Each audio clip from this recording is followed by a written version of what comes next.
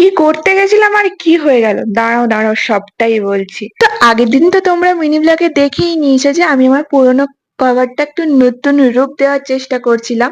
তো আমি ভেবেছিলাম হাতে একটু ডিজাইন করব।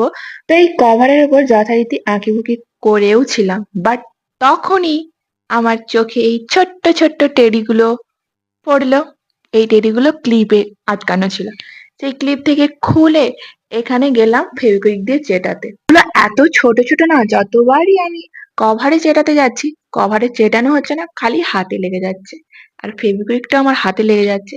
আর এই হাত দিয়ে আবার যখন কভারে চেটাতে যাচ্ছি, কভারে যেই ফেব্রিক দিয়ে কালার করেছিলাম সেই কালার উঠে যাচ্ছে।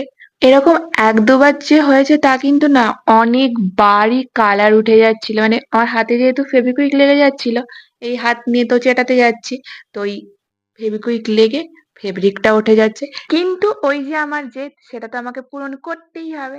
একবার যে ভেবেছি এই টেডিগুলো দেবো কভারে, মানে দেবই, সেটা যে করে হোক দেবই। একবার ডিসিশন নিয়ে নিয়েছি মানে সে ডিসিশন চেঞ্জ হবেই না। তো শেষ পর্যন্ত দেখো, আমি খেয়ালই করিনি যে আমার কমপ্লিট করার পরও এইগুলোতে আমার হাতের ফেভিকুইক লেগে ফেব্রিকটা উঠে গেছিল।